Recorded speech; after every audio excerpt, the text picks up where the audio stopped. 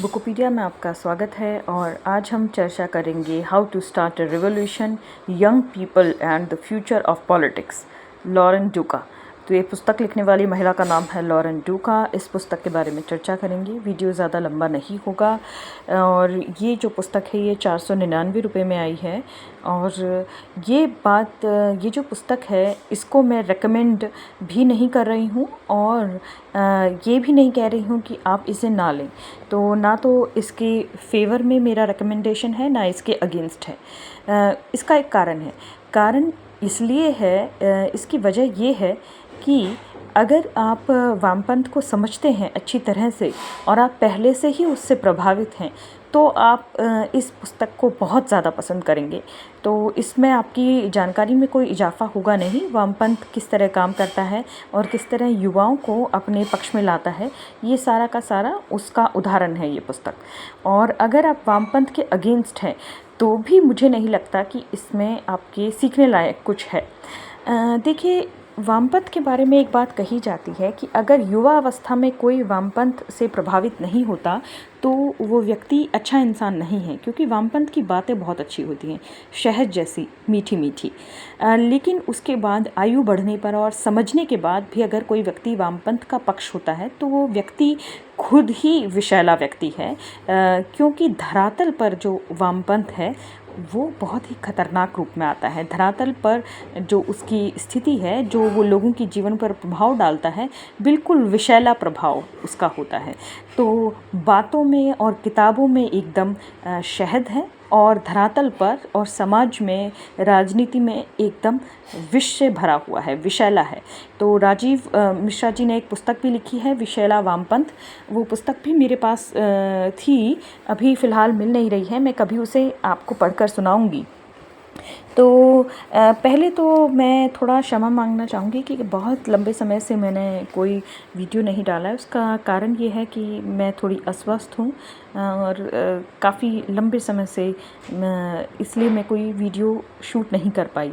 और एक वजह ये भी रही कि मैंने एक बार कोशिश की भी थी थोड़ा वीडियो शूट करने की, पर बीच में कुछ व्यवधान आ गया, कभी किसी का कॉल आ गया, कभी मैं वो बात पूरी नहीं कर पाई, इसलिए नहीं हो पाया।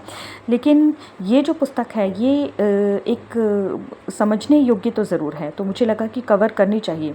तो देखिए, लॉरेन डूका नाम की जो महिला है इसने ये संस्मरण लिखा है। संस्मरण क्या होता है कि जैसे लोग ऑटोबायोग्राफी लिखते हैं वो अपने पूरे जीवन का तकरीबन बहुत बड़ा हिस्सा उसमें उतारते हैं, पूरे जीवन की गाथा उतारते हैं।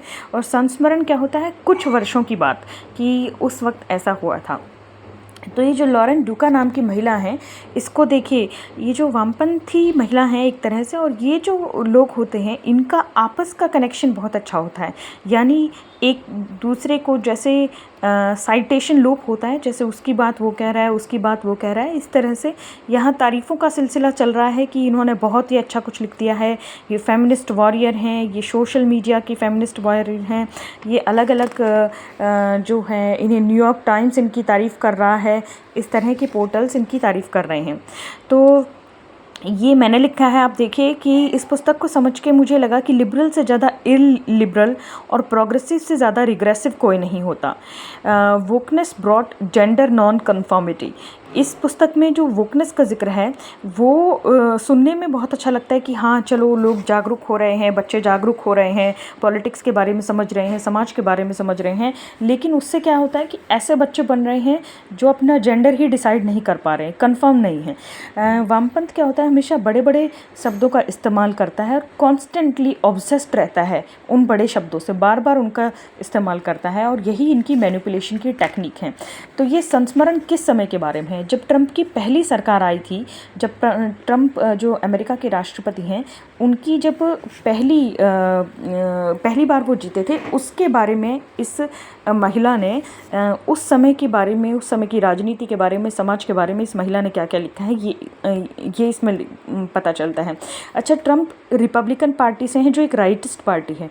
इस पुस्तक को समझने के लिए से पहले आपको ये समझना होगा कि राइटिस्ट पार्टियाँ क्या होती हैं। देखिए, आपको इटली की जो जॉर्जिया मेलोनी हैं या भारत के प्रधानमंत्री नरेंद्र मोदी हैं या ट्रंप हैं, इन सब के बारे में एक बात पता होनी चाहिए कि राइट विंग पार्टीज से बिलोंग करते हैं। राइट विंग पार्टीज़ क्या होती हैं? जो अपने राष्ट्र को प्रथम रखती हैं, अपने राष्ट्र को दूसरे राष्ट्रों के हितों से सामने रखती हैं और अपने राष्ट्र की बहुसंख्यक आबादी के हितों में उनकी जो संस्कृति है उसे बचाने का पक्ष रखती हैं। और संस्कृति क्या होती है? खान पान, रहन सहन, सोचने का तरीका, कपड़े पहनने का तरीका, ये सारी जो चीज़ें होती हैं संस्कृति होती है। जैसे और डेमोक्रेटिक पार्टी अमेरिका की दूसरी पार्टी है जो लेफ्टिस्ट पार्टी है। ओबामा, हिलरी क्लिंटन और बाइडेन, ये जो नेता हैं ये इस डेमोक्रेटिक पार्टी से संबंधित रखते हैं, लेफ्टिस्ट पार्टी से। तो लेफ्टिस्ट पार्टीज़ क्या होती हैं? जो राज्य की, राष्ट्र की सीमाओं को ज़्यादा महत्व नहीं देती। उनका मानना होता है कि पूरी दुनिया ही जो है एक तरह से खुली होनी चाहिए, कोई कहीं पे भी आए, कोई कहीं पे भी जाए। तो ये जो होती हैं इमिग्रेंट्स के लिए, यानी कि विदेशियों को अपने देश में बसाने के लिए खुला दिल रखिए, खुला दिल रखना चाहिए, इस तरह की बातें ये कहती हैं। इन्हें इस बात की परवाह नहीं होती कि जो देश में लोग बाहर से आ रहे हैं वो क्या इस देश की संस्कृति के साथ समन्वय बिठा पाते हैं या नहीं बिठा पाते। जैसे भारत की संस्कृति क्या है? भारत की संस्कृति मुख्य तौर पर हिंदू संस्कृति है। हमारे तीज त्यौहार हैं, हमारी परंपराएं हैं, हमारे कपड़े पहनने का तरीका है, हमारा रहन सहन है, हमारा खान पान है। अगर कोई ऐसे संस्कृति वाला व्यक्ति भारत में आता है जो भारत की इस मूल संस्कृति पर लगातार हमलावर रहता है तो भारत के हित में अच्छा नहीं रहेगा। जैसे भारत में घुसपैठियों की चर्चा काफ़ी है, तो जो बांग्लादेशी घुसपैठी भारत में घुस जाते हैं, ये भारत में जो तीज त्यौहार मना रहे होते हैं, लोग राम नवमी की यात्राएं लगा रहे होते हैं या दुर्गा पूजा का विसर्जन कर रहे होते हैं, क्योंकि इस्लामिक आइडियोलॉजी है ही काफिरों के विरुद्ध या हिंदुओं के विरुद्ध, मूर्ति पूजकों के विरुद्ध।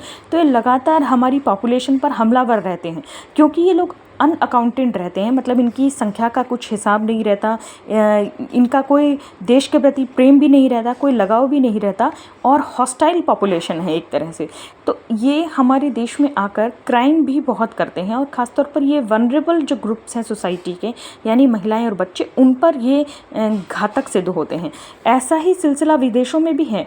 जैसे आपको पता होगा कि भारत के लोगों को भी अभी जो है इमिग्रेंट्स के विरुद्ध में जो पूरी दुनिया में माहौल फैल रहा है, जैसे कि अमेरिका में, यूरोप में, वो माहौल शुरू इसलिए हुआ क्योंकि इलीगल इमिग्रेंट्स, मतलब जो गैर विधायी अप्रवासी हैं, जो कानूनी तरीके से उन देशों में नहीं घुसे हैं, वो भारी मात्रा में उन देशों में घुसे हैं और उन्होंने क्राइम किए हैं, वहाँ की महिलाओं और बच्चों को निशाना बनाया है।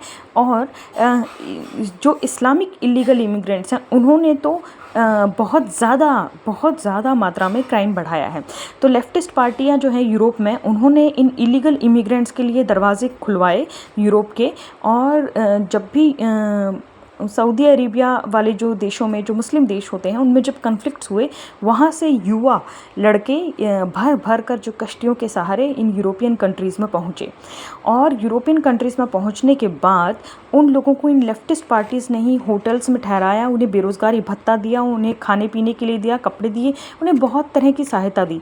और बदले में उन्होंने वहाँ के जो मूल निवासी हैं अंग्रेज़ों पर हमला करना शुरू कर दिया और विशेषकर वहाँ की महिलाओं, बच्चियों को निशाना बनाया। जैसे यूके ग्रूमिंग गैंग्स के बारे में आपने सुना होगा। यूनाइटेड किंगडम में जो ग्रूमिंग गैंग्स हैं वो पाकिस्तानी मुस्लिम ग्रूमिंग गैंग्स चले, जिसमें उन्होंने बच्चियों को निशाना बनाया। तो इस तरह से अब जो ट्रंप हैं वो राइटिस्ट हैं, आप समझ गए होंगे, वो इमिग्रेंट्स के ख़िलाफ़ है और इलीगल इमिग्रेंट्स के ख़िलाफ़ है। अब भारत के जो लोग हैं वो भी इसका शिकार इसलिए हुए हैं क्योंकि गेहूं के साथ घुन भी पिस जाता है। और वैसे भी भारत के सभी लोग सही तरीके से नहीं जाते। आपको पता है कि पंजाब, हरियाणा, गुजरात, महाराष्ट्र, ये काफ़ी ऐसे रीजन्स हैं जहाँ पे लोग इलीगल रूप से डंकी लगा कर भी विदेशों में घुसते हैं। और जो भी लोग गैर कानूनी रूप से घुसते हैं वो अपराध करने से गुरेज नहीं करते, उन्हें कोई शर्मिंदगी उससे नहीं होती क्योंकि वो पहले ही बहुत कानून तोड़कर किसी देश में घुसे हैं। तो अब तो ऐसे लोगों को निकाला जाने लगा है। तो देखिए लॉरा ने क्या लिखा है और लॉरा कैसे मशहूर हुई थी ये बताते हैं। तो देखिए बिफोर टाइम्स के इसमें बताती हैं कि उन्हें ज़्यादा रुचि नहीं थी और इस पॉलिटिक्स में, लेकिन वो हमेशा LGBTQ राइट्स पे लगी रही। तो ये जो LGBTQ राइट्स हैं इसको भी बहुत बढ़ा चढ़ाकर लेफ्टिस्ट पार्टियां सपोर्ट करती हैं। L क्या होता है? लेस्बियन, मतलब स्त्री का स्त्री से प्रेम।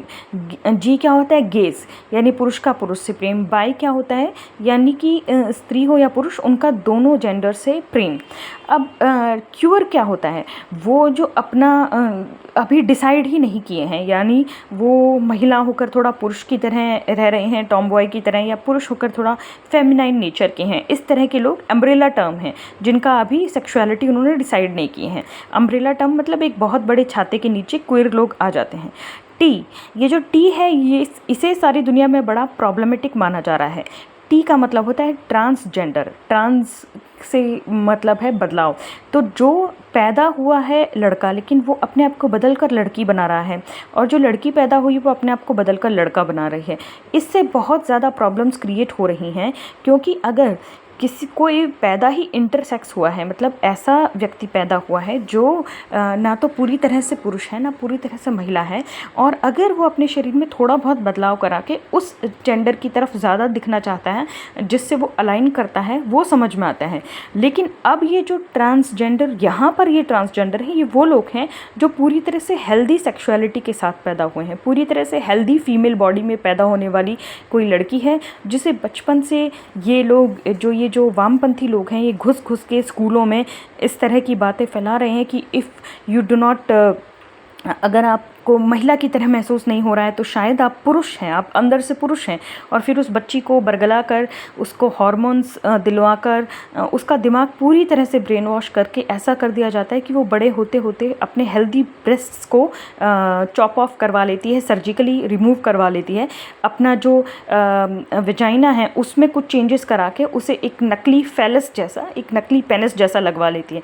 ऐसी बच्चियों का बहुत ज़्यादा बुरा हाल हुआ है, क्योंकि और ये जो ट्रांसजेंडरिज्म है, ये लेफ्टिस्ट आइडियोलॉजी वालों ने ऐसा कह के बेचा कि अगर ऐसा नहीं किया जाएगा तो ये जो ट्रांसजेंडर बच्चे हैं या जो जेंडर कन्फ्यूज्ड बच्चे हैं ये सुसाइड कर लेंगे।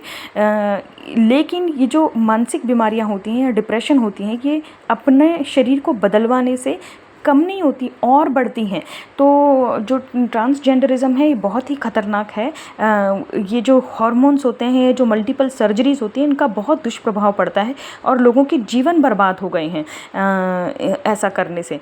अब इसमें जो लड़का है, ये जो आदमी है, वो भी इस तरह से उसको बहकाया जाता है कि अगर तुम थोड़ा फेमिनाइन फील कर रहे हो या तुम्हें कुछ फेमिनाइन क्वालिटीज़ हैं तो हो सकता है कि तुम एक लड़के की बॉडी में लड़की पैदा हुई हो। और ये लोग इस तरह से झूठ बोलते हैं कि जो जेंडर है वो सोशल कंस्ट्रक्ट है, मतलब समाज ने तुमको बनाया है, बता दिया है। अदरवाइज़ तुम खुद डिसाइड कर सकते हो कि तुम कौन से जेंडर में हो। आप जो पैदा हुए हो उसको ना मानो, आप जो महसूस कर रहे हो उसको मानो। लेकिन मनुष्य का तो महसूस करना बदलता रहता है। अगर जैसे आपने मुझे देखा होगा, मैं भी ज़्यादा लंबे बाल रखना पसंद नहीं करती, तो इसका मतलब ये थोड़ी ना है कि मैं पुरुष हो जाऊं या पुरुष जैसा महसूस करूं और ख़ुद को चेंज करवाती फिरूं हज़ारों सर्जरीज़ के ज़रिए। अब यहाँ ट्रांसजेंडरिज्म में लड़कों को बचपन से ही ऐसे बहका दिया जाता है कि वो अपना जो है ट्रांजिशन कर लें, मतलब लड़की बनने के लिए, महिला बनने के लिए वो प्यूबर्टी से पहले ही इंजेक्शन्स और हार्मोन लेके अपनी प्यूबर्टी को सप्रेस करें ताकि उनकी आवाज़ मोटी ना हो, उनको मूछें दाढ़ी ना आए। और फिर जैसे ही वो 18 के होते हैं, बल्कि कई बार तो 18 से पहले भी वो अपनी सर्जरी करवा लें और उस सर्जरी से वो अपनी पेनिस को रिमूव करवा लें और उसको रिवर्स करवा के वेजाइना जैसा शेप दे दें। और इसके साथ ही अपनी फेशियल रिकन्स्ट्रक्शन सर्जरी करवा लें, जिनसे उनका जो चेहरा है वो ज़्यादा लड़की जैसा लगे। और अपने चेहरे से बाल कम करवाने के लिए वो कई तरह की सर्जरीज़ करवा सकते हैं या हार्मोन्स ले सकते हैं, लड़कियों वाले हार्मोन।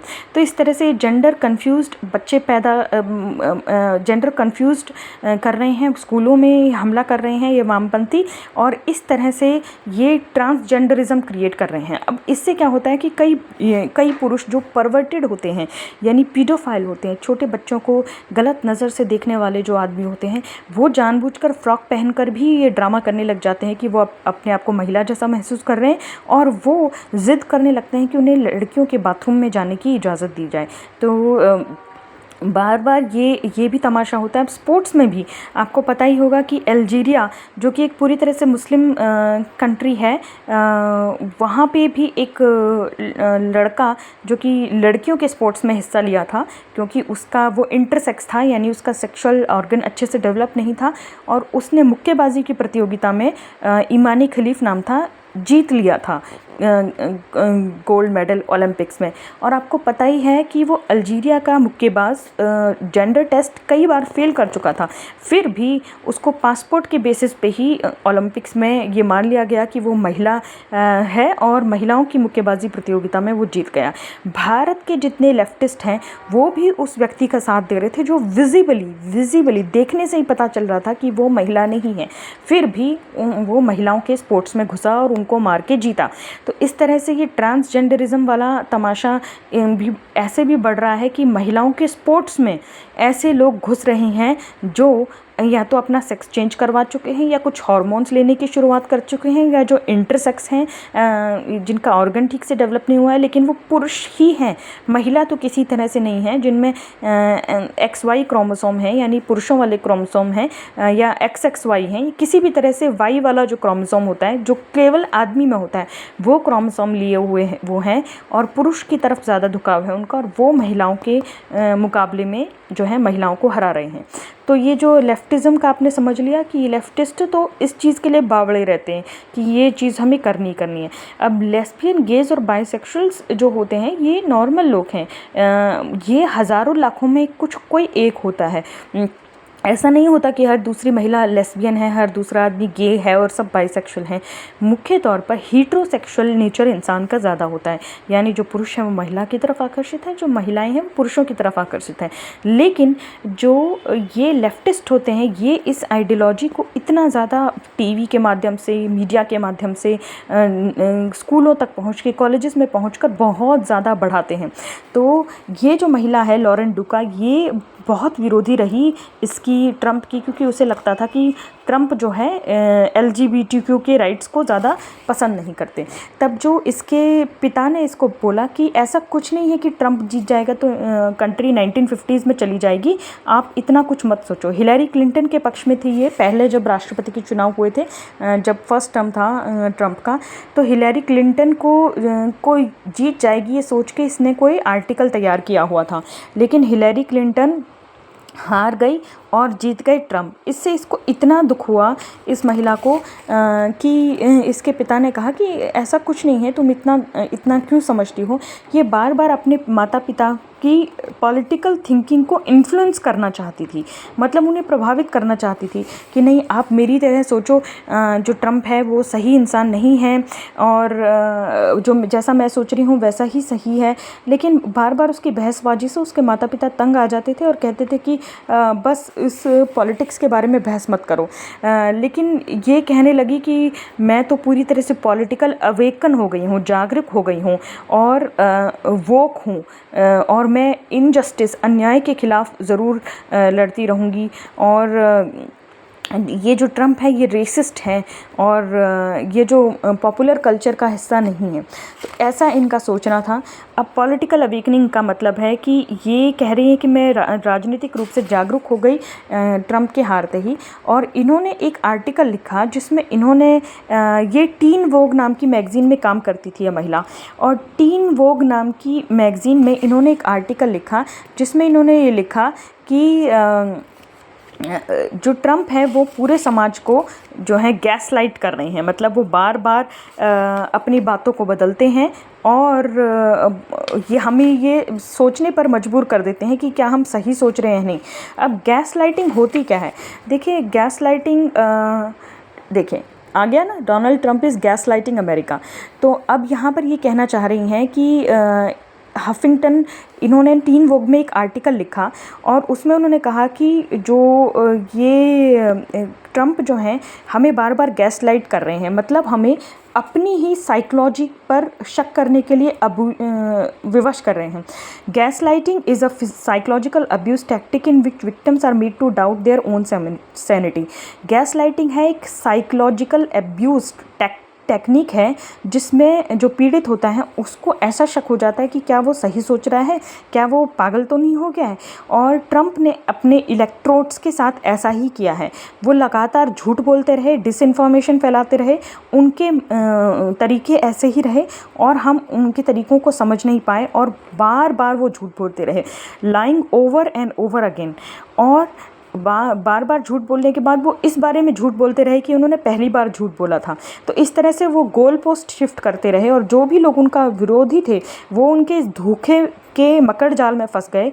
और मैं ये मानती हूँ कि ट्रंप ने जो गैस लाइटिंग की है वो हमारे लोकतंत्र पर हमला है और इसलिए जो है हमें उनका खिलाफ होना चाहिए। तो देखिए, लोकतंत्र खतरे में है, लोकतंत्र पर हमला, ये लेफ्टिस्ट वालों की आइडियोलॉजी रहती ही है। तो अब इन्होंने क्या किया, टीन वोग नाम की डिजिटल मैगज़ीन थी जिसमें इन्होंने ये आर्टिकल लिखा कि ट्रंप हमें गैसलाइट कर रहे हैं। और वो क्या हुआ कि वो आर्टिकल इनका वायरल चला गया और वो आर्टिकल इनका वायरल जाने के बाद इन्हें न्यूज़ चैनल्स में बुलाया जाने लगा कि वो अपनी बात को रखें। तो जब इन्होंने, देखिए, इनका सबसे ज़्यादा चर्चित जो न्यूज़ अपीयरेंस रहा वो था टकर कार्लसन का। टकर कार्लसन एक वहाँ के मशहूर जर्नलिस्ट है जिन्होंने फॉक्स न्यूज़ पर इनको बुलाया और बोला कि अच्छा, आप क्यों कह रही हैं कि जो ट्रंप है वो हम सबको गैसलाइट कर दिए हैं। तो वो कहने लगी कि नहीं, मैं, क्योंकि वो बार बार झूठ बोल रहे हैं, लगातार झूठ बोल रहे हैं, ऐसा वैसा। तो फिर टकर कार्लसन ने कहा कि आप तो जूते और कपड़ों के बारे में लिखती थी, तो आप जूते कपड़ों के बारे में लिखे। तो इस चीज़ को इन्होंने धीरे से उनको कहा कि वो मिसोजिनिस्ट पिग हैं, मतलब वो एक महिलाओं से घृणा करने वाले सूअर हैं, ऐसा उन्होंने धीरे से कहा इस महिला ने। और ये भी कहा कि जूते और कपड़ों में रुचि लेना और राजनीति में रुचि लेने का ये मतलब नहीं है कि मैं दोनों चीज़ें समझ नहीं सकती, ये चीज़ें म्यूचुअली एक्सक्लूसिव नहीं हैं। तो supremacist patriarchy, white supremacist patriarchy, इसका उन्होंने ठप्पा लगा दिया टकर कार्लसन पर, जो कि राजनीतिक मामलों के जानकार थे और एक जर्नलिस्ट थे। तो देखिए, भारत में भी ब्राह्मणिकल पैट्रियार्की, ये शब्द आपने सुना होगा। तो भारत में बहुसंख्यक आबादी हिंदुओं की है। हिंदुओं में जो हिंदू धर्म को जो चला कर लेकर आए हैं, जो उनके ग्रंथ लिखे हैं वो ब्राह्मणों ने लिखे हैं, वो हमारे एक तरह से इंटेलेक्चुअल लोग हैं। तो इसलिए इन्होंने यहाँ पर टारगेट किसको किया है, ब्राह्मणिकल पैट्रियार्की को। यहाँ पे इन्होंने कभी मौलानिकल पैट्रियार्की, यानी मुस्लिम पैट्रियार्की में जो मौलाना का जितना रोल है उतना तो ब्राह्मण का रोल है भी नहीं, क्योंकि यहाँ पर कोई फतवा जैसा सिस्टम नहीं है। लेकिन मुसलमानों में तो फतवे लगते हैं, जो मौलाना होते हैं वो फतवे लगाते हैं और लोगों की निजी ज़िंदगी को उनके वो फतवे प्रभावित करते हैं। लेकिन ब्राह्मण तो सिर्फ पूजा पाठ करवाते हैं। लेकिन ब्राह्मणिकल पैट्रियार्की को ही का टारगेट किया गया। अब ईसाइयों के यहाँ जो पोप का वर्चस्व है, जो फादर का वर्चस्व है, उसी को कभी पोप वाली पैट्रियार्की या क्रिश्चियन पैट्रियार्की या फादर पैट्रियार्की ऐसा शब्द नहीं गढ़ा गया। लेकिन भारत में जो लेफ्टिस्ट हैं उन्होंने ब्राह्मणिकल पैट्रियार्की शब्द गढ़ा। और अमेरिका की राइट विंग को टारगेट करने के लिए उन्होंने वाइट सुपरमेसिस्ट पैट्रियार्की, मतलब जो गोरे लोग हैं वो अपने आप को दूसरों से ऊंचे समझते हैं, सुपरमेसिस्ट पैट्रियार्की, इन्होंने ये शब्द गढ़ा।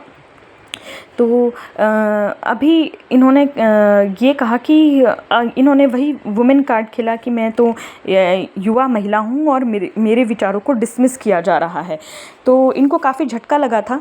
अब इन्हें टकर कार्लसन ने ये कहा कि अच्छा ठीक है, अगर आप ट्रंप के विचारों के खिलाफ भी हैं तो आप ये बात बताइए कि 2 बच्चों की माँ जो ट्रंप की बेटी है, वो जब कहीं पर जाती है, किसी हवाई जहाज़ में बैठकर यात्रा करती है, तो एक जो उसको कोई आके उसे हैरास करने लगता है और कहने लगता है कि आप यहाँ पर जो बैठी हैं वो आपके जो पिता हैं वो ऐसा कर रहे हैं, वैसा कर रहे हैं। तो आपका जो ये हैकलिंग है, मतलब किसी व्यक्ति को सार्वजनिक स्थल पर परेशान करना, उसके बारे में क्या विचार हैं। तो ये महिला कहने लग जाती है कि वो जो ट्रंप की बेटी हैं वो कोई मामूली महिला नहीं है, वो ट्रंप की बेटी हैं। और ट्रंप जो कि खिलाफ हैं, जो कि रेसिस्ट हैं, जो कि इमिग्रेंट्स के ख़िलाफ़ हैं, जो LGBTQIA के ख़िलाफ़ हैं, तो ऐसी महिला जो हमारे पक्ष में नहीं बोल रही, जो महिलाओं के पक्ष में नहीं बोल रही है, या जो लेस्बियन, गेज, बायसेक्सुअल, ट्रांसजेंडर्स और इमिग्रेंट्स के पक्ष में नहीं बोल रही है, उस महिला को अगर कोई टारगेट करता भी है तो मैं इस पे क्या कहूँ। तो ये यानी कि ये एक तरह से उसी का पक्ष लेती हैं जो उन्हें टारगेट करता है। ये बात नोट करिए। सार्वजनिक स्थल पर हैकलिंग करने वाले व्यक्ति का ये स्पष्ट तौर पर पक्ष न लेके बार बार इस तरफ ध्यान दिलाने की कोशिश करती हैं कि ट्रंप की बेटी कोई मामूली महिला नहीं है, ट्रंप की बेटी हमारे पक्ष में नहीं बोल रही है। मतलब वो इमिग्रेंट्स के पक्ष में नहीं बोल रही है, मुस्लिम्स के पक्ष में नहीं बोल रही है, वो LGBTQIA के पक्ष में नहीं बोल रही है, यानी कि वो लेफ़्ट की विचारधारा के पक्ष में नहीं बोल रही है। ये बात पर ये बार बार ध्यान आकर्षित करने की कोशिश करती है। अब मैं इसका पैरेलल ड्रॉ करती हूँ इंडिया में। देखिए, जब कंगना रनावत के ऑफिस पर बुलडोज़र चलाया जाता है शिवसेना के ज़रिए, तब जो यहाँ का एक लेफ्टिस्ट है कुणाल कामरा, वो काफ़ी खुश होता है, बल्कि वो एक पॉडकास्ट में एक छोटा बुलडोज़र भी गिफ्ट करता है संजय राउत को, क्योंकि ये कुणाल कामरा लेफ्टिस्ट है और लेफ्टिस्ट वाले क्या करते हैं, हर तरह की जो हिंसा का समर्थन करते हैं अगर ऐसे व्यक्ति के साथ हो जो उनके विचारों के बरखिलाफ़ है। जैसे कंगना एक नेशनलिस्ट विचार रखती हैं, एक राष्ट्रवादी विचार रखती हैं, तो इसलिए लेफ्टिस्ट आइडियोलॉजी वाले उन्हें पसंद नहीं करते। उनके एयरपोर्ट पे चाटा मारे जाने को भी उनको जो एयरपोर्ट पे चाटा मारा गया था उसका भी पक्ष लेते हुए दिखाई दिया आपको बहुत सारे लेफ्टिस्ट, जैसे रेंटिंग गोला नाम की एक महिला होगी। तो इस तरह के बहुत सारे लेफ्टिस्ट ने उस घटना का पक्ष लिया था। कट्टू अगर सेम घटना अगर लेफ्टिस्ट आइडियोलॉजी वालों के साथ होगी तो लोकतंत्र खतरे में हो जाता है, डेमोक्रेसी खतरे में है, बहुत गलत हो रहा है। तो जब इस कुणाल कामरा के घर पर नहीं, जब कुणाल कामरा ने जहाँ पर कॉमेडी अपना परफॉर्म किया, वहाँ के ऑफिस पर जब हमला हुआ तो इसको डेमोक्रेसी खतरे में नज़र आने लगी। तो जब इन लोगों के ऊपर कुछ होता है तो इन्हें डेमोक्रेसी खतरे में नज़र आती है, लेकिन जब राइटिस्ट विचारधारा के ऊपर कुछ रोक होता है तो इन्हें लगता है कि सही हो रहा है। अब सेम चीज़ इस महिला के साथ भी हुई।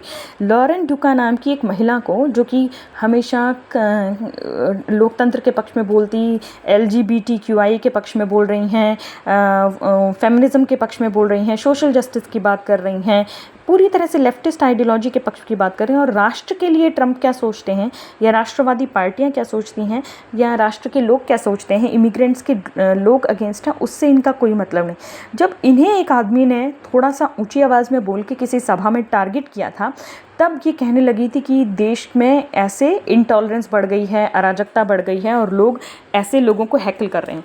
तो जब ट्रंप की बेटी को हैकल किया जाता है तो ये उस हैकलिंग के सपोर्ट में है, लेकिन जब इन्हें हैकल किया जाता है, ऐसे सार्वजनिक मंच पर परेशान किया जाता है, तो एकदम घबरा जाती हैं और उस हैकलिंग के पक्ष में नहीं होती।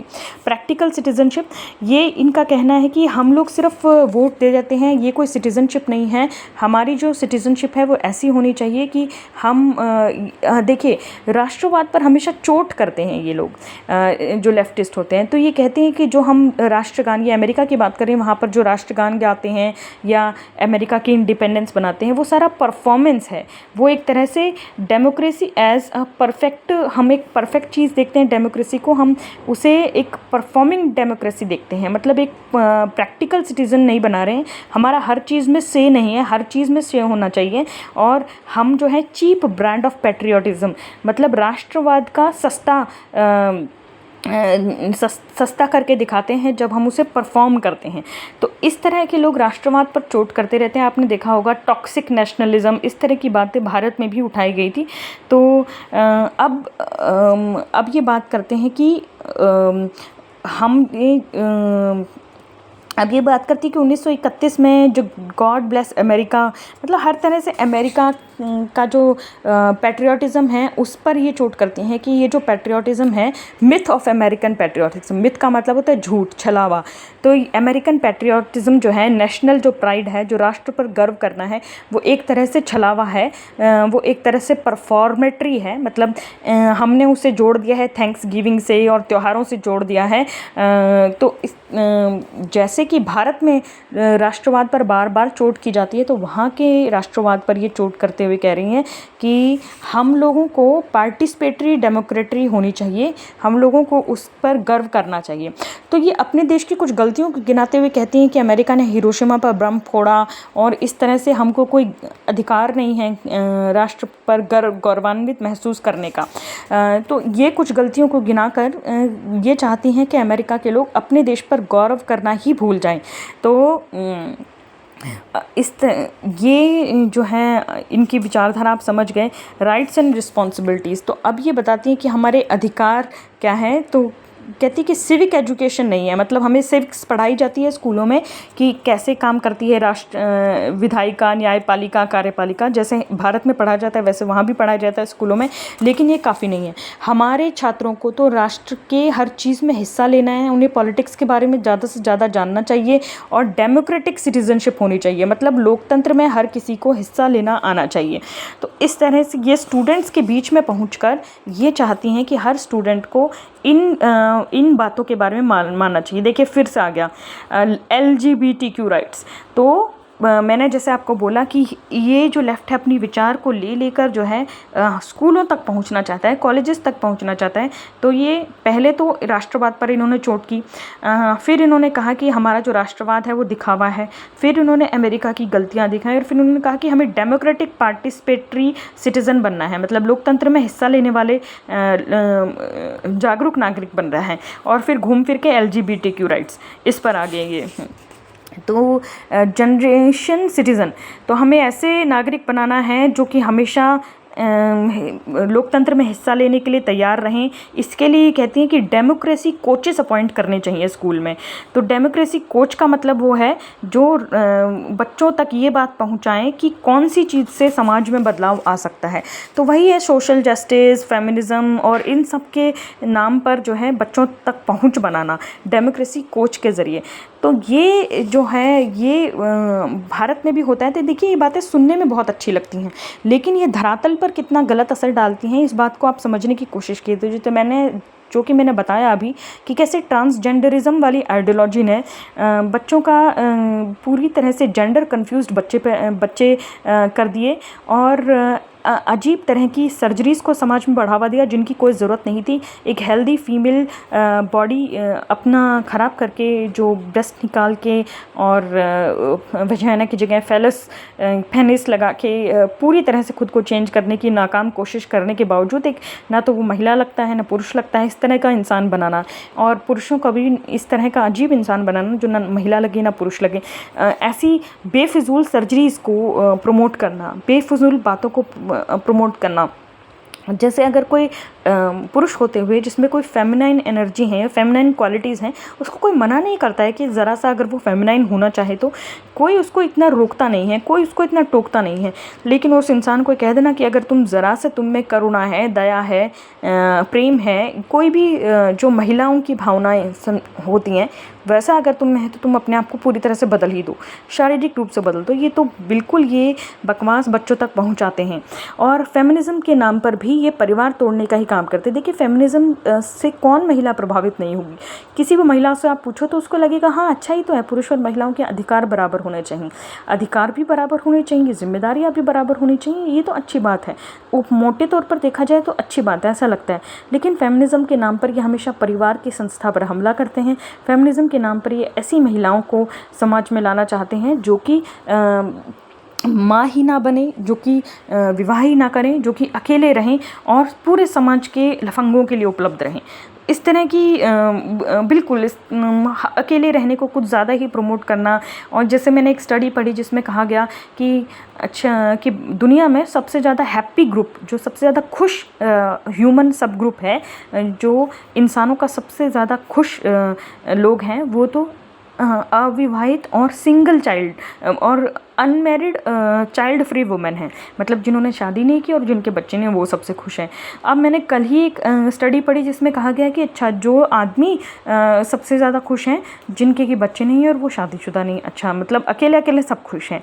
और फिर थोड़े दिन पहले मैंने एक स्टडी पढ़ी थी जिसमें कहा गया था कि जो आदमी है परिवार आदमी को बहुत खुशी देता है, बच्चे उसको खुशी देते हैं। तो किस तरह से ये जो स्टडीज़ हैं, इनका सैम्पल साइज़ क्या है, ये किससे क्वेश्चन पूछते हैं, और क्या लोग अपनी खुशी के बारे में स्पष्ट तौर पर बता देते हैं, और क्या लोगों ने बच्चों में खुशी पाना बंद ही कर दिया है, क्या छोटे बच्चे लोगों को अच्छे ही लगने से रह गए हैं, क्या सब अकेले ही रह के खुश हैं। तो ये सब परिवार तोड़ू संस्थाएँ, ये जो लेफ्टिस्ट आइडियोलॉजी वाले हैं, सब परिवार तोड़ने के पीछे ही पड़े रहते हैं और इस तरह से ये बच्चों को टारगेट करते हैं। तो डेमोक्रेसी कोचेस के माध्यम से ये बच्चों को इन्हें टारगेट करने वाली बात है। तो इस तरह से ये जो पुस्तक है, इसका क्रिटिकल एनालिसिस है, आलोचनात्मक विश्लेषण है। तो पॉलिटिकल इंडस्ट्रियल कॉम्प्लेक्स, तो मैंने कहा था बड़े शब्दों का इस्तेमाल। तो पॉलिटिकल इंडस्ट्रियल कॉम्प्लेक्स, देखिए राजनीतिज्ञों को और औद्योगिकों को, उद्योग धंधों को, ये जो लेफ्टिस्ट होते हैं हमसे टारगेट करते रहते हैं। तो देखिए ये राजनीतिज्ञों के लिए भी हमारे दिमागों में ये भरेंगे कि सारे राजनीतिज्ञ बुरे हैं, सारे राजनीतिज्ञ चोर हैं, इन्होंने देश के लिए कुछ नहीं किया, ये कुछ भी नहीं करते हैं और कभी कुछ नहीं करेंगे और ऐसा कभी कुछ हुआ ही नहीं है।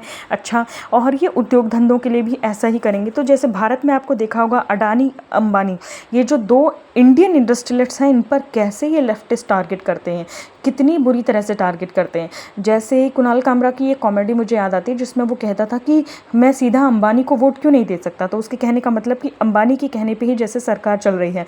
तो अभी इनकी झूठ की पोल भी खुलती रहती है। तो जैसे एक कोई महाबल सीमेंट था जिसका कोई ठेका असम में दिया गया किसी को, ऐसा ही कुछ नाम था, मुझे अच्छे से याद नहीं आ रहा है, कोई ऐसा था, महादेव सीमेंट ऐसा कुछ था जिसका ठेका दिया गया। तो अभिसार शर्मा जो लेफ्टिस्ट है उसने कह दिया कि महादेव सीमेंट का वो ठेका जो है अडानी ग्रुप को मिला है। तो अडानी ग्रुप ने उस बात पर, और ऐसे ही जो लगातार झूठ बोल रहे हैं उसको, उस ग्रुप को टारगेट कर रहे हैं, उसके नाम पर इन्होंने केस कर दिया कि ये बिना किसी सबूत के टारगेट कर रहे हैं। पहली बात तो उस महादेव सीमेंट का हमारे ग्रुप से कुछ लेना देना है नहीं। दूसरा, ये बिना किसी सबूत के लगातार हमारी कंपनी को हमें टारगेट करते रहते हैं, जिससे हमारे जो शेयर्स हैं वो प्रभावित होते हैं और लोगों का हम पे विश्वास प्रभावित होता है और हम राष्ट्र निर्माण का काम या अपने जो कंपनी का काम है, प्रॉफिट मेकिंग भी जो काम है, वो कर नहीं पाते हैं। तो ये बिल्कुल सही है। जैसे हिडनबर्ग नाम की एक संस्था ने एक झूठी रिपोर्ट प्रकाशित कर दी कि भारत की जो अडानी ग्रुप है वो भारी मात्रा में रिश्वत देकर कुछ ठेके ले रहा है। अब वो हिडनबर्ग, अब जैसे ही सरकार बदलती है, अपना बोरिया बिस्तर लेकर चंपत हो गई। वो हिडनबर्ग का जो रिपोर्ट थी वो पूरी तरह से फ्रॉड और फर्जी थी और उस रिपोर्ट के आधार पर यहाँ के लेफ्टिस्ट ने नंगी नाचना शुरू कर दिया, जैसे रविश कुमार, ध्रुव राठी और इस तरह के लोग। तो राजनीतिज्ञों को और इंडस्ट्रियल्स को टारगेट करते हैं। तो यहाँ पर ये महिला कहती है कि जो अमेरिका है वो राजनीतिक और पॉलिटिकल इंडस्ट्रियल कॉम्प्लेक्स, मतलब एक गठजोड़ है जो इसको मिलकर चलाता है, और ये इन्हें नेगेटिव लाइट में कह रही हैं कि जो ये मिलकर चलाते हैं इसमें सामान्य लोगों का तो कुछ से नहीं है। तो देखिए, देश बनाता कौन है? आप जिस देश में रहते हैं उस देश में जो बदलाव हुए हैं, जितने हॉस्पिटल्स हैं, स्कूल्स हैं, एम्स हैं, IITs हैं, ये किया किसने है? ठीक है, कांग्रेस की सरकारों में कुछ ज़्यादा ही करप्शन रहा था, लेकिन किया उन्होंने भी है ना, और अब मोदी की सरकार भी कर रही है, तो ये वही तो कर रहे हैं।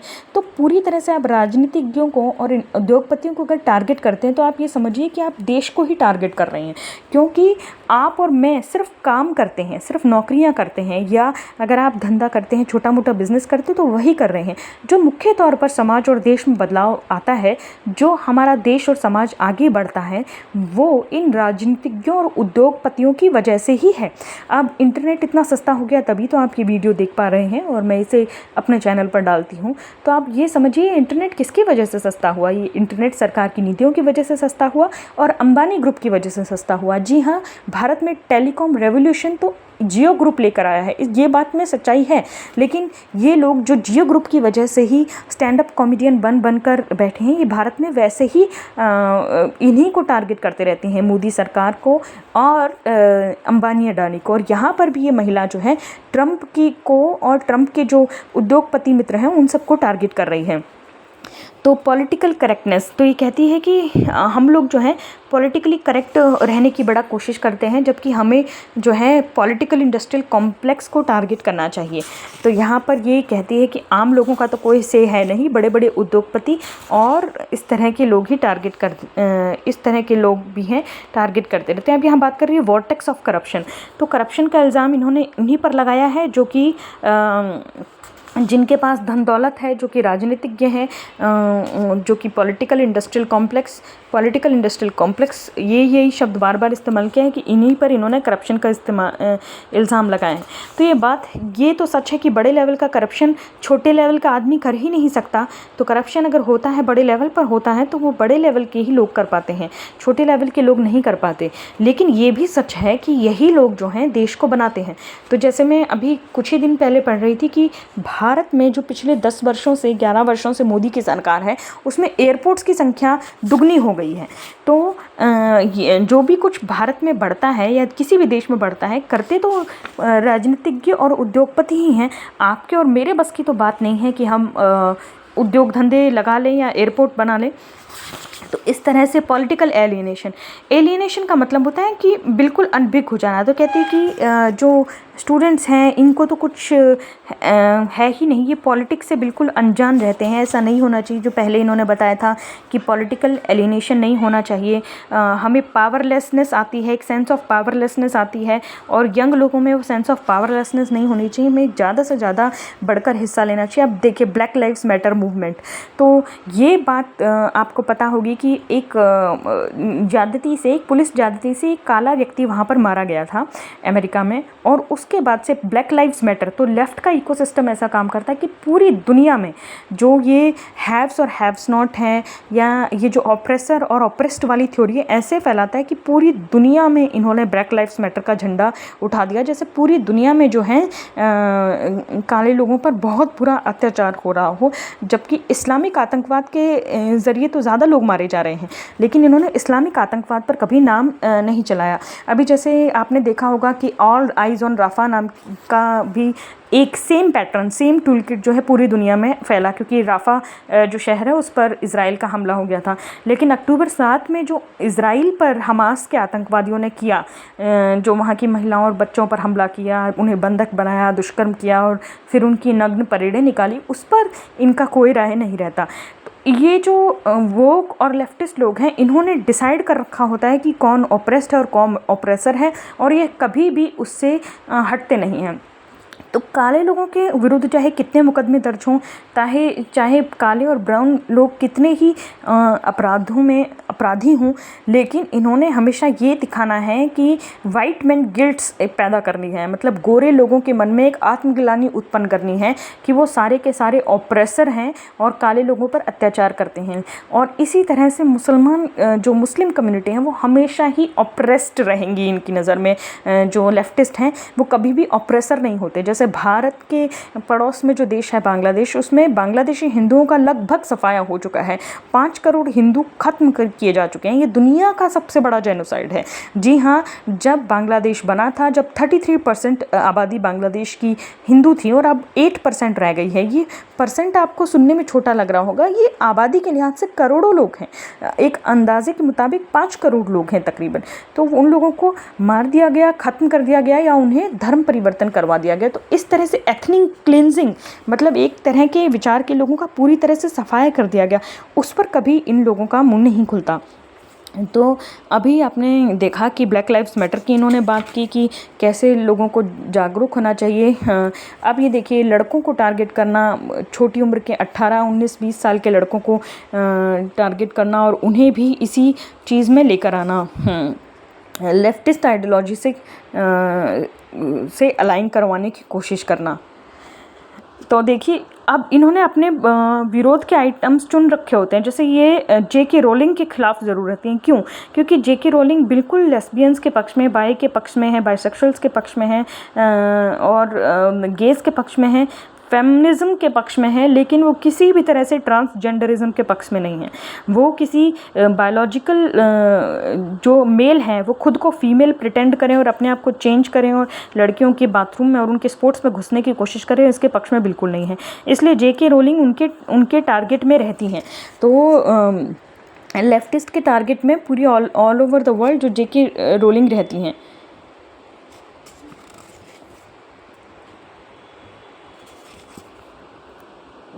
पॉलिटिकल सोशलाइजेशन, तो यहाँ पर यही है कि ज़्यादा से ज़्यादा लोगों को राजनीति में हिस्सा लेना चाहिए। देखिए, राजनीति इनका मुख्य ही मकसद है। आपको मैंने इस्लाम की बात इसलिए की क्योंकि इस्लाम ही राजनीति है। इस्लाम असल में मज़हब के तौर पर जो पूजा पाठ उनकी है वो बहुत कम है। मुख्य तौर पर वो सत्ता हथियाने का ही एक तरीका है, वो एक तरह की राजनीति है। राजनीतिक इस्लाम से ही दिक्कत है दुनिया को, मजहबी इस्लाम से दिक्कत नहीं है, क्योंकि मजहबी इस्लाम तो मुसलमानों के खुद का आपस का मामला है कि वो कैसे पूजा पाठ करना चाहते हैं। लेकिन राजनीतिक इस्लाम क्या कहता है कि उन्हें शरिया लागू करना है, पूरी दुनिया पर इस्लाम काबिज करना है, सबको मुसलमान बनाना है। ये राजनीतिक इस्लाम है जिससे खतरा है। तो यहाँ पर ये जो लेफ्टिस्ट आइडियोलॉजी वाले हैं, ये बार बार स्कूलों में, कॉलेजेस में, हर जगह पर छोटे लोगों को, बच्चों को ही प्रभावित करने की क्यों कोशिश करते हैं? क्योंकि ये भी सत्ता हासिल करना चाहते हैं। ये जो लेफ्टिस्ट आइडियोलॉजी, ये भी एक एक्सपैनिस्ट आइडियोलॉजी है, एक पॉलिटिकल आइडियोलॉजी है। एक्सपैनिस्ट का मतलब होता है फैलाव वाली, तो फैलना चाहती है समाज में, और समाज में फैलकर राजनीति पर कब्जा करना चाहती है। यूथ पोटेंशियल, तो देखिए सारा झुकाव इनका युवाओं की तरफ रहता है कि कैसे युवाओं में बहुत क्षमता है। तो आपने देखा होगा कि एक लड़की फिर मशहूर हो रही है जिसे आज़ादी नहीं मिली है, और वो आज़ादी के नारे लगाती हुई, डपली बजाती हुई दिख रही है। आपने वो वीडियो देखी होगी। तो देखिए जेन-ज़ी आ गया ना, वो जेन-ज़ी जिसने नेपाल में प्रोटेस्ट किया और तख्ता पलट कर दिया, जेन-ज़ी जिसने म्यांमार में प्रोटेस्ट किया, जेन-ज़ी जिसने श्रीलंका में तख्ता पलट कर दिया, जेन-ज़ी जिसने बांग्लादेश में तख्ता पलट कर दिया, जेन-ज़ी जिसका नाम लेकर जो भारत का लद्दाख क्षेत्र है उसमें 50-55 साल का सोनम वांगचुक आग लगाने की कोशिश कर रहा था और 4 लोगों की हत्या हो जाती है उस ढकोसले में। तो जेन-ज़ी मतलब युवाओं को भड़काना, तो युवाओं तक पहुंच बनाने की ये पूरी कोशिश करते हैं ताकि युवाओं के माध्यम से सोशल मीडिया, फेसबुक, इसके जरिए फैलते हैं। अच्छा, कंगना रनावत 2014 के बारे में एक जगह बोलती हैं कि असली आज़ादी भारत को 2014 में मिली। वो बात ये स्पष्ट कहती हैं कि हाँ, मुझे भी 2014 में आज़ादी मिली। वो अपनी बात को आगे और स्पष्ट रूप से भी रखी हैं कई बार कि सांस्कृतिक रूप से भारत का पुनर्जागरण हुआ 2014 के बाद, क्योंकि 2014 से पहले सोनिया गांधी की नेतृत्व वाली सरकार चल रही थी। हम सब जानते हैं कि प्रधानमंत्री, जो पूर्व प्रधानमंत्री थे स्वर्गीय मनमोहन सिंह जी, वो प्रधानमंत्री तो केवल नाम के थे, असली जो ताकत थी वो सोनिया गांधी के पास थी। और Sonia Gandhi national advisory council नाम का एक अनकॉन्स्टिट्यूशनल बॉडी का गठन करती हैं जो प्रधानमंत्री और कैबिनेट को राय देती थी सीधी। और आपने देखा होगा कि कहीं पे भी फ़ोटो देख लो, कोई भी विदेश का जो अध्यक्ष मिलने आता है, कोई भी राष्ट्राध्यक्ष मिलने आता है, तो सोनिया गांधी प्रोटोकॉल तोड़ते हुए हमेशा मनमोहन सिंह से आगे रहती थी। तो जो वो गवर्नमेंट थी, कंगना जी का कहना था कि वो गवर्नमेंट ऐसा लगता था कि विदेशी ही संचालित कर रहे हैं, क्योंकि सोनिया जी पर विदेशों का कोई प्रभाव नहीं, ऐसा नहीं कहा जा सकता। अभी हाल ही में एक इंटरव्यू और प्रकाशित हुआ है जिसमें पी चिदम्बरम जी कह रहे हैं कि 26/11/2008 का जो हमला हुआ था उसके बाद हमारी एयरफोर्स कह रही थी कि हम स्टैंड बाई पर हैं, आप कहें तो, क्योंकि वो भारत में अब तक का सबसे बड़ा आतंकवादी हमला था जिसमें 150 लोग मारे गए थे, 150 से ऊपर यानी 167 लोग मारे गए थे। तो एयरफोर्स कह रही थी कि आप कहें तो हम पाकिस्तान पर हमला कर देते हैं। लेकिन अमेरिका से चलकर वहाँ की एक महिला कॉन्डोलीज़ा राइस भारत आती हैं और वो भारत को धमकाती हैं कि आप कुछ हमला करने की पाकिस्तान पर सोचना भी मत। और पी चिदम्बरम कहते हैं कि जो लोग उस वक्त महत्व रखते थे उन लोगों का यही विचार था कि हमें कॉन्डोलीज़ा राइस की बात मान लेनी चाहिए। तो महत्व कौन रखते थे? सोनिया गांधी, राहुल गांधी और उनका मुखौटे के तौर पर जो प्रधानमंत्री मनमोहन सिंह जी। तो इस तरह से हम अपने देश पर हुए भीषण हमले का प्रतिकार नहीं करेंगे, इसका फैसला भी विदेशी ले रहे थे। तो एक तरह से कंगना जी का ये कहना कि 2014 में असली आज़ादी मिली है वो सही भी था। भारत को सांस्कृतिक रूप से आज़ादी मिली थी और भारत को विदेशी दबावों से भी मुक्ति मिली थी। अभी जो ऑपरेशन सिंदूर हमने किया या उससे पहले जो पुलवामा के खिलाफ हमने बालाकोट स्ट्राइक किया और उससे पहले जो उरी के खिलाफ हमने सर्जिकल स्ट्राइक की, क्या अमेरिका की अनुमति हमने ली?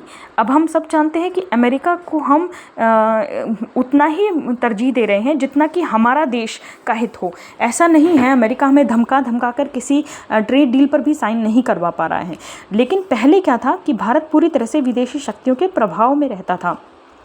अब जो लेफ्टिस्ट लोग बार बार मजाक उड़ाते थे कि कंगना को आज़ादी 2014 में मिली है, हाँ कंगना को आज़ादी 2014 में मिली है, वो इस बात का जवाब कभी नहीं देते हैं कि 2020 में भारत की जवाहरलाल नेहरू यूनिवर्सिटी दिल्ली में आज़ादी के नारे क्यों लग रहे थे। क्या उन्हें 2020 में आज़ादी नहीं मिली थी? और ये साल 2025 चल रहा है, 2025 में फिर उसी यूनिवर्सिटी में वैसे ही आज़ादी के नारे क्यों लगा रही है वो लड़की, और क्यों टपली लेकर उसके आसपास लोग नाच रहे हैं। तो अब आप समझिए इस बात को कि बच्चों को ये टारगेट करते हैं, युवाओं को ये टारगेट करते हैं, और लेफ्ट कैसे उन्हें अपने चंगुल में लेता है ताकि उन्हें अपने ही देश के राजनीतिज्ञों के खिलाफ, अपने ही देश के राष्ट्रीय हितों के खिलाफ किया जा सके, ताकि उन्हें अपने ही देश के उद्योगपतियों के खिलाफ किया जा सके। From passive navigating a broken system to actively seeking to changes. देखिए सिस्टम को चेंज करना ही इनका मुख्य मकसद होता है कि हम सिस्टम को चेंज कर देंगे, सिस्टम को चेंज कर देंगे। इन्हें अपनी पपेट गवर्नमेंट चाहिए होती है। LGBTQ, मैंने कहा था ना बार बार उन शब्दों को, तो इन शब्दों को बहुत रटते हैं ये। जैसे कि देखा होगा आपने कि ये जेंडर कन्फ्यूज्ड युवा, आपको भारत की यूनिवर्सिटीज़ में भी कई तस्वीरें दिखाई थी जिसमें दाढ़ी वाले लड़के साड़ियाँ पहन के घूम रहे थे। तो ये क्या मतलब हो रहा था। इसी तरह से ये जो वामपंथ का जहर है जो बच्चों के अंदर पहुंचता है। तो अब यहाँ पर ऐसा नहीं है कि हमेशा ऐसे ही स्ट्रैटेजीज़ को टारगेट करते हैं, ऐसी चीज़ों को टारगेट करते हैं, ये मूल समस्याओं को भी टारगेट करते हैं, क्योंकि हर फॉल्ट लाइन को टारगेट करना, समाज की हर कमज़ोर कड़ी को टारगेट करना ही इनका मकसद होता है। तो जब अमेरिका में शूटिंग की घटनाएं बहुत बढ़ जाती हैं तब इन्होंने ऐसे बच्चों को भी अपने पक्ष में लेने की कोशिश की। तो देखिए शूटिंग की समस्या क्या समस्या है, मैं आपको थोड़ा सा समझाती हूँ। जैसा कि अमेरिका बहुत बड़ा देश है, जोग्राफिकली वो बहुत बड़ा देश है, पुलिस हर जगह पहुंच नहीं सकती, बहुत दूर दूर पर घर हैं, एक एक घर दूसरे दूसरे घर से 40-40 किलोमीटर दूर रहता है, कई किलोमीटर्स तक आपको इंसान नज़र नहीं आता। तो ऐसी परिस्थिति में पुलिस का आपके संरक्षण के लिए पहुंचना बहुत ही ज़्यादा मुश्किल है। इसलिए वहाँ पर जो राइट्स हैं, मतलब गन ओनरशिप राइट्स हैं, वो बहुत ही ज़्यादा ढीले हैं और लोगों को अपनी सुरक्षा के लिए बंदूक रखने की और ख़रीदने की इजाज़त है।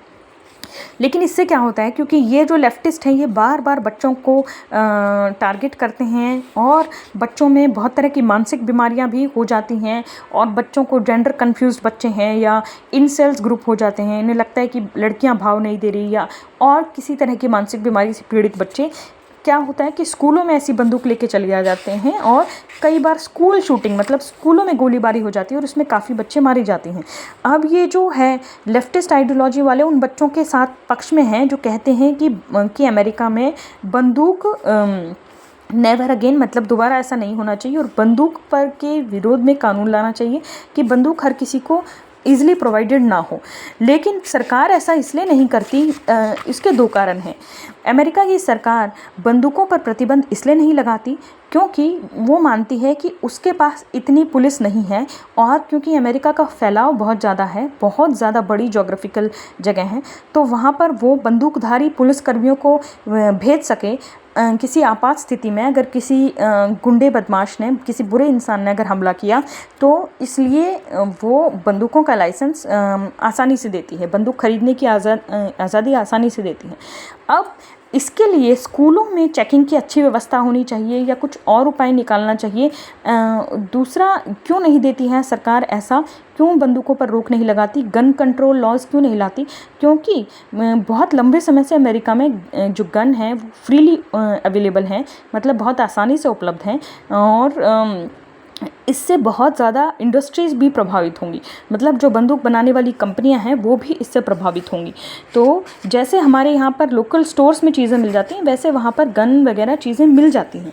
तो इस तरह की बात है कि अगर स्कूलों में शूटिंग रोकनी है इस तरह की, तो स्कूलों में अच्छे साइकोलॉजिस्ट को अपॉइंट करना, या जैसे किसी शॉपिंग मॉल में घुसते समय आपकी जांच होती है, अच्छे से जांच करना कि कोई छुपा कर कोई बच्चा बंदूक ना लसके, ऐसी चीज़ें करनी होंगी। लेकिन यहाँ पर ये ऐसे बच्चों को पकड़ लेते हैं लेफ्टिस्ट और उन्हें सरकार के खिलाफ भड़काते हैं जो गन कंट्रोल लॉज चाहते हैं। तो getting past the gatekeepers, तो देखिए भारत में भी ऐसा ही है, भारत में भी सेम चीज़ है। भारत में अगर कोई किसी भी चीज़ से आप असंतुष्ट हैं, मतलब जैसे दहेज प्रथा से आप असंतुष्ट हैं, तो आप इनके बहकावे में बहुत जल्दी आ जाएंगे कि हाँ दहेज तो गलत है। बिल्कुल दहेज गलत है, इस बात में कोई दो राय नहीं। जैसे बच्चों की जो स्कूल शूटिंग है वो अमेरिका में एक मुद्दा है, लेकिन उसका सॉल्यूशन गन्स पर पूरी तरह से प्रतिबंध लगा देना नहीं है, क्योंकि वहाँ का जो ज्योग्राफिक फैलाव है वो बहुत ज़्यादा है और ये संभव नहीं है कि वहाँ पर पुलिस पहुँच सके। तो जैसा कि मैंने कहा, उसका जो सॉल्यूशन है वो कुछ दूसरा होना चाहिए। तो भारत में जैसे ये है कि कोई भी मुद्दा हो, जैसे कि दहेज का मुद्दा हो, जैसे कि एलिमनी का मुद्दा हो, कोई भी मुद्दा हो, उसका इस्तेमाल करके ये सिर्फ जेंडर वॉर्स क्रिएट करना चाहते हैं, ये सिर्फ समाज और परिवार को तोड़ना चाहते हैं, ये उसका सॉल्यूशन नहीं निकालना चाहते। Getting pass the gatekeepers, तो देखिए ये कह रहे हैं कि यही शब्द ये इस्तेमाल करते हैं कि वाइट सुपरमेस्टिसिस्ट पैट्रियार्क जो हैं वो गेट कीपर हैं राजनीति के, और हमें राजनीति के अंदर घुसना है और हमें पूरी तरह से ये फिर उसका जिक्र करती हैं कि जो इनका टीन वोग में वो आर्टिकल मशहूर हुआ था और टकल कार्लसन ने जो इन्हें कहा था कि आप जो हैं अपने जूते कपड़े वाले आर्टिकल्स पे ध्यान दें, वो सही नहीं था। देखिए मैंने जिस घटना का जिक्र किया था कि इवांका का जो प्लेन था, इवांका ट्रंप जो कि डोनाल्ड ट्रंप की बेटी हैं, उनको किसी ने प्रताड़ित किया था, और इनसे जब टकल कार्लसन ने पूछा कि आप उसके खिलाफ हैं, तो ये कहती हैं कि नहीं वो कोई साधारण महिला थोड़ी ना है, वो महिला जब हमारे पक्ष में नहीं बोलती है, वो तो दुनिया की सबसे शक्तिशाली महिलाओं में से हैं, क्योंकि उसका पिता जो है वो राष्ट्रपति हैं, इस तरह की बातें बोलती हैं। लेकिन जब इसी तरह से इन पर कोई चिल्लाता है तब इन्हें बहुत बुरा लगता है। तो जैसे मैंने इनके दोहरे मापदंड का जिक्र किया था, वैसा ही दोहरा मापदंड जो है इनमें होता है। तो डबल स्टैंडर्ड्स जो है लेफ्टिज्म के साथ साथ चलते हैं, डबल स्टैंडर्ड्स इनके होते हैं। इनके लिए सारी आज़ादी इन्हें अपने लिए चाहिए और सारे प्रतिबंध इन्हें दूसरों के लिए चाहिए। इन्हें हिंसा से सख्त नफरत है जब तक कि इन पर हो, और हिंसा से सख्त प्रेम है जब तक कि उन लोगों पर हो जिनके विचार इनसे मिलते नहीं हैं। तो इस तरह की ये बातें कहती हैं। आगे इसी किताब में जिक्र है कि जब इन पर कोई व्यक्ति चिल्लाता है तो इन्हें बहुत बुरा लगता है और इन्हें लगता है लोकतंत्र खतरे में है और इस तरह की चीज़ें। How to have a conversation, तो ये देखिए अब इन्हें सबसे ज़्यादा मिर्ची, मैंने कहा कि किसी भी तरह से जो लेफ़्ट है वो इस्लाम के पक्ष में बहुत रहता है, क्योंकि जहाँ पे भी इस्लाम कमज़ोर है वहाँ पर और लेफ़्ट कमज़ोर है, वहाँ पर इन दोनों का गठबंधन रहता है। ये दोनों एक दूसरे की सहायता करते रहते हैं। ये दोनों आइडियोलॉजीज़ दोनों ही एक्सपेनिस्ट आइडियोलॉजी हैं, फैलाव वाली आइडियोलॉजी हैं, जहाँ पर लेफ़्ट का पूरी तरह से वर्चस्व है। जैसे रशिया में और चाइना में, वहाँ पर इस्लाम की ऐसी दुर्गति है कि इस्लामिक मुल्क फिर भी उस पर मुंह नहीं खोलते।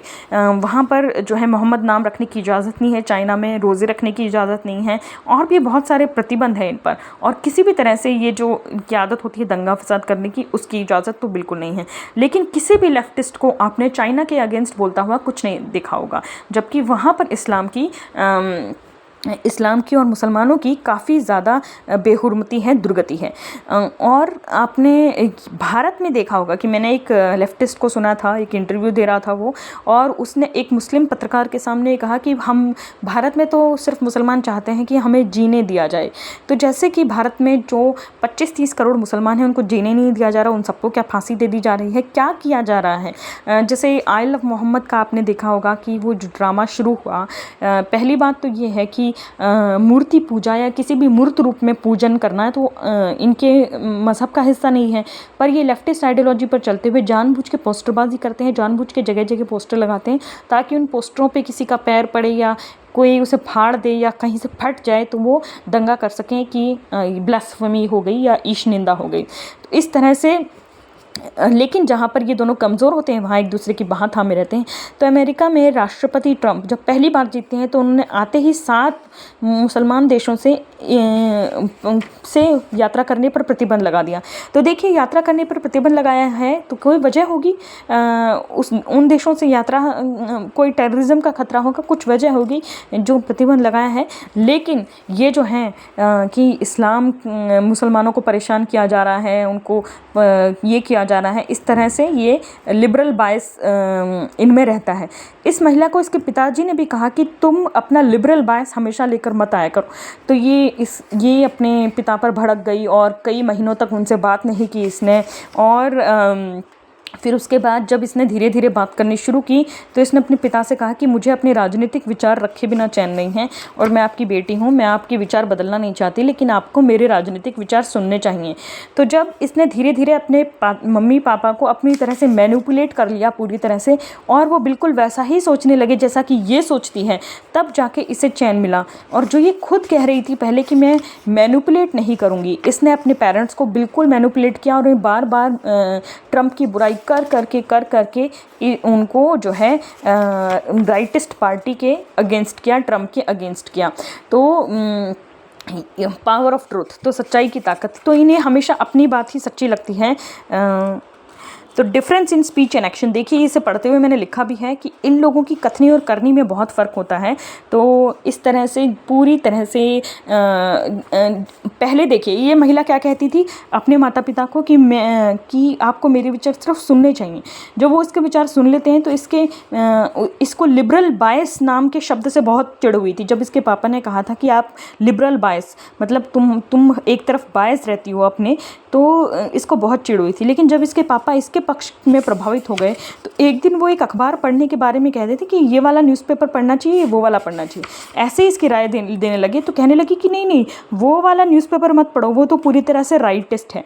तो जब ये लिबरल बायस वो कह रहे थे तो बिल्कुल सही कह रहे थे, ये बायस्ड है, तभी तो उनको वो इन्फॉर्मेशन लेने से ही मना कर रही है जो इसके हिसाब से सही नहीं है। देखिए लिखा भी है, A few days after my dad and I spoke, I decided to join Rise Up Forum organized by non-profit organization। अब ये non-profit organizations, NGOs वगैरह जो भी होते हैं, ये सारे के सारे जो हैं लेफ्टिस्ट प्रोपेगेंडा के लिए ही काम करते हैं।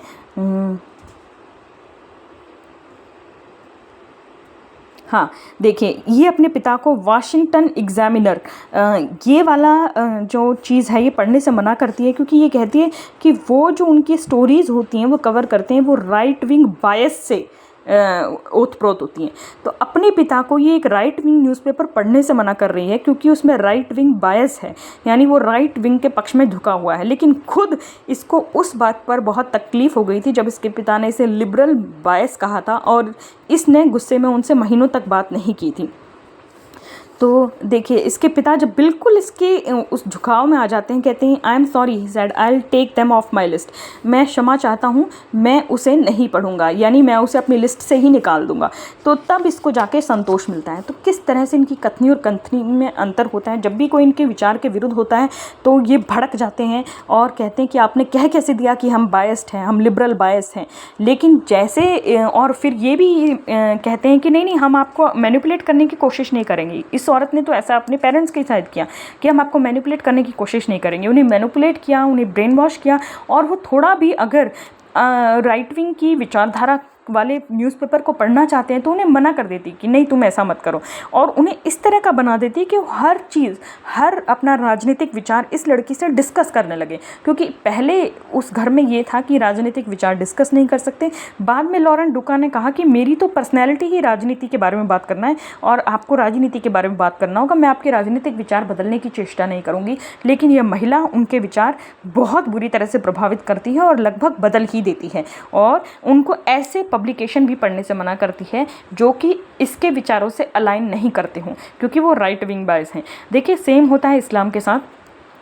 आपको ऐसा क्यों लगता है कि ये जो इस्लामिस्ट हैं जो बहुत पढ़े लिखे हैं, देखिए लेफ्ट विंग क्या झूठ भेजता है आपको, कहता है कि शारजिल इमाम तो PhD स्कॉलर है शायद, और जो उमर खालिद है वो IITN है, या फिर उल्टा है इनका, जैसे भी है जो बहुत पढ़े लिखे हैं ये बेचता है। तो उनको पढ़े लिखे होने की वजह से जेल नहीं भेजा गया है।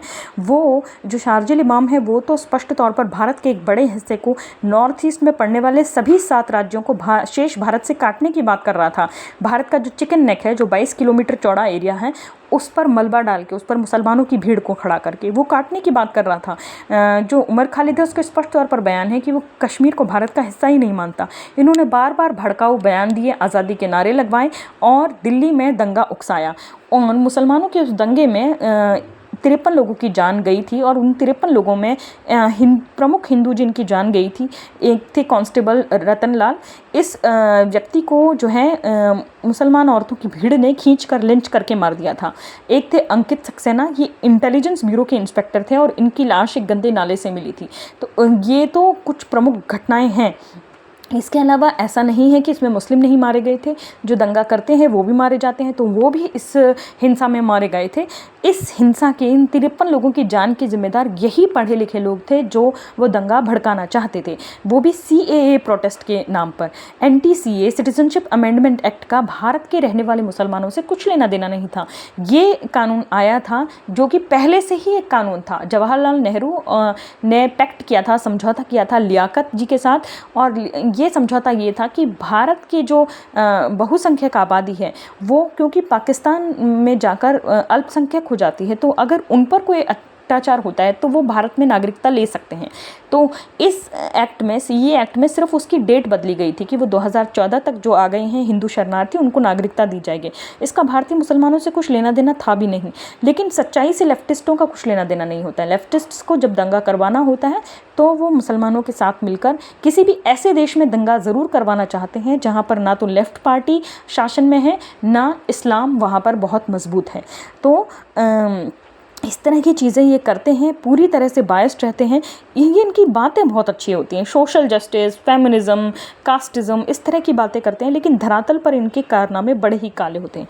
डेमोक्रेसी फॉर लियर, अब ये जो डेमोक्रेसी की बात करते हैं कि लोकतंत्र क्या होना चाहिए, जिसमें सबको पार्टिसिपेशन होना चाहिए, और देखिए बड़े शब्द पॉलिटिकल इंडस्ट्रियल कॉम्प्लेक्स। हाँ, तो पॉलिटिकल इंडस्ट्रियल कॉम्प्लेक्स में जो है से अलग हट के भी हमें सत्ता पर में जाने की कोशिश करनी चाहिए। तो राजनीतिज्ञों और उद्योगपतियों का जो नेटवर्क है, जो गठजोड़ है, उसमें सेंध लगाकर और उसमें डिस्टर्बेंस क्रिएट करके उसमें बड़े बड़े मुद्दे उठाकर किसी तरह से सत्ता हासिल करना ही इनका मकसद रहता है। लर्न डिसाइड एक्ट, तो एजुटेट, ऑर्गेनाइज, एजुकेट, ये जो इस तरह की स्ट्रेटजी थी, इसी तरह की कोई स्ट्रेटजी है। लर्न मतलब सीखो, निर्णय लो और एक्ट करो। क्या एक्ट करो? सत्ता हासिल करने का एक्ट। पॉलिटिक्स, सब कुछ पॉलिटिक्स। अब प्रैक्टिकल सिटीजनशिप क्या है? जो अपनी जो इतिहास को समझे और अपने आप को सीरियस ले, और कि हमें क्या अपनी सरकार से चाहिए और सरकार से क्या चाहिए। बार बार इसमें कोई भी डेवलपमेंट का जिक्र नहीं है, इसमें यही है कि LGBTQI राइट्स होने चाहिए, मुस्लिम्स पर सॉफ्ट होना चाहिए, इमिग्रेंट्स पर सॉफ्ट होना चाहिए, और इसी तरह की बकलोलियाँ जो ये भारत में करते हैं।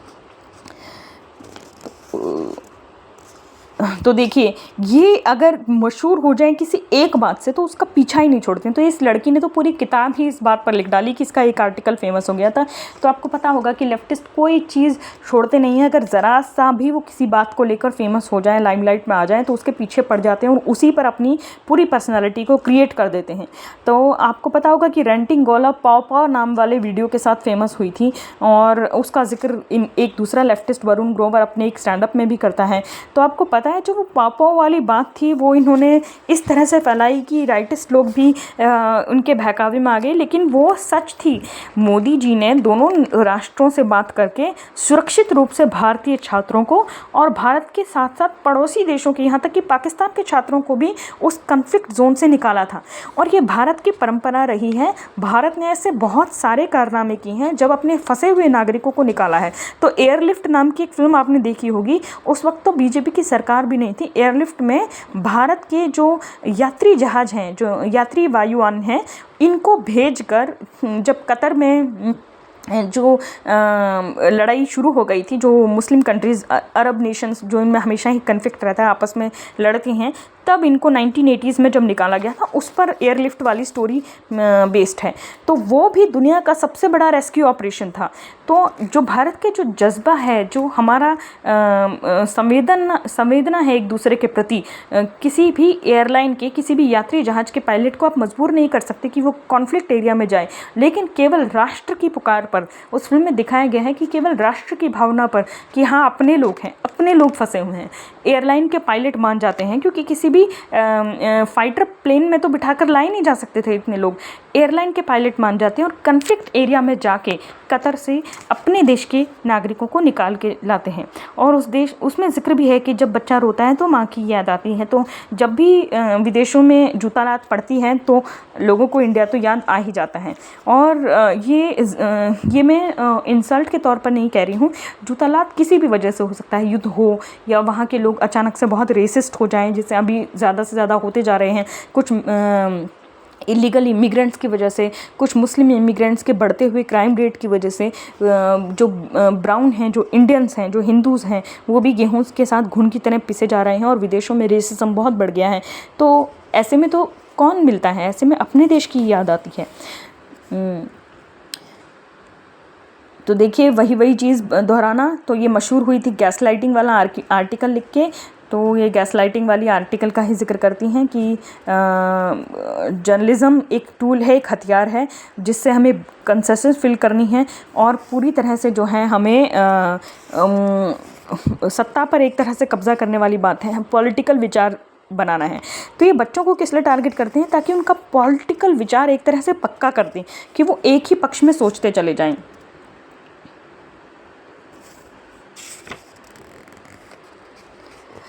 तो ये एक पुस्तक इसी के बारे में है कि कैसे युवाओं के मन में वी द पीपल इस तरह की भावनाएं भरनी हैं और किस तरह से बच्चों को क्वेश्चनिंग अथॉरिटी को क्वेश्चन करना सिखाना है। तो कुछ अच्छी बातों के साथ कुछ अपनी विचारधारा को ठूस कर भर देने वाली बात है। तो put your beliefs into actions, अब अपने जो विचार हैं उसको क्रांति में कैसे बदलना है। तो अगर आपका जो विचार है उसको आपको क्रांति में बदलना है, उसको एक्शन में बदलना है, आपको लोकतंत्र की आदत डालनी होगी, मतलब कि हम हर चीज़ में आपको पार्टिसिपेट करना है। तो अब ये हैरी पॉटर का आपने देखा होगा, ये हैरी पॉटर में मतलब ये लेफ़्ट वाले क्या होते हैं, जो अपने से विरोधी विचार के लोग हैं उनको डार्क शेड दे देते हैं, तो ये सबको लॉर्ड वोल्डेमॉर्ट करार दे देते हैं और ख़ुद को ये अच्छा करार दे देते हैं। तो इस तरह से बार बार रिवॉल्यूशन, क्रांति is a matter of regular people. तो क्रांति करके सत्ता हासिल करना, जैसे भारत में नक्सली हैं, बंदूक की नोक पर सत्ता हासिल करना, तो विचारों में परिवर्तन लाकर सत्ता हासिल करना। तो सत्ता ही एकमात्र ध्येय है, सत्ता ही इनका ध्येय है। तो अब देखो इन्होंने एक्नॉलेजमेंट में कहा है कि मैं क्रिस को एक्नॉलेज करती हूँ, जो कि मेरा एक्स हस्बैंड है, जो मेरे साथ बहुत धैर्य से रहे जब मैं बाहर आई। किसके बाहर आई? ये बाहर किसी घर के बाहर नहीं आई, ये इस बात के बाहर आई कि पहले इन्होंने डिसाइड किया था कि ये तो एक महिला है और एक पुरुष से शादी करेंगी, बाद में इन्होंने डिसाइड किया कि नहीं ये तो क्वेयर है, मतलब अभी इन्होंने डिसाइड ही नहीं किया है कि ये महिला किस से इनका आकर्षण है, पुरुष से है। तो and remains one of the kindest people I have ever met. तो देखिए ये अपना निजी जीवन भी कन्फ्यूज्ड ही बिताते हैं। तो जेंडर कन्फ्यूज्ड हो गई ये महिला, और इसी तरह से ये बात कह रही हैं। तो एक्नॉलेजमेंट में इन्होंने अपने पिता को एक्नॉलेज किया है, जिनकी राजनीतिक विचार इन्होंने पूरी तरह से बदल कर रख दिए। अब एक दूसरे का गुणगान ये कैसे कहते हैं, Lauren Duca is the millennial feminist warrior queen of social media. तो देखिए इस तरह से बड़े बड़े शब्दों से इनका, वही वो टीन वोग का जो आर्टिकल था डोनाल्ड ट्रंप का गैसलाइटिंग अमेरिका वाला कहना, वो ही इनका जो है इनके फेमस होने की वजह थी, और उसी के ऊपर इन्होंने पूरा अपना ये जर्नी लिखी। अच्छा, इसमें ये भी बताती हैं, इसमें जैसे मैंने आपको बता दिया कि अपना निजी जीवन का अनुभव भी बताती हैं कि मैं अपने पति जब मैं बाहर आई, मतलब इसे केम आउट कहते हैं, तब उन्होंने मेरा बड़ा धैर्य से साथ दिया। जब इन्होंने डिसाइड किया कि ये सतरंगी झंडा समर्थक हैं और क्वीर महिला हैं, QUERR हैं, तब उन्होंने उसका साथ दिया। अब ये लास्ट चैप्टर में अपने एडमिट भी करती हैं कि इस किताब के कुछ हिस्से इन्होंने हाई रहकर लिखे हैं। हाई से आप समझ गए होंगे कि नशे में भी लिखे हैं। तो लेफ्टिस्ट वाले ऐसे ही होते हैं, नशेड़ी, नशा करना और मानसिक बीमारियों से ग्रस्त रहना, और कई बार ये अपनी मानसिक बीमारियों को कई गुना बढ़ा भी लेते हैं नशे में पड़कर। तो नशे के आदी ज़रूर होते हैं। तो आपको ये आलोचनात्मक विश्लेषण इस पुस्तक का कैसा लगा, ज़रूर आप कमेंट में बताइएगा। आप चाहें तो इसे अमेज़न से ख़रीद सकते हैं। धन्यवाद।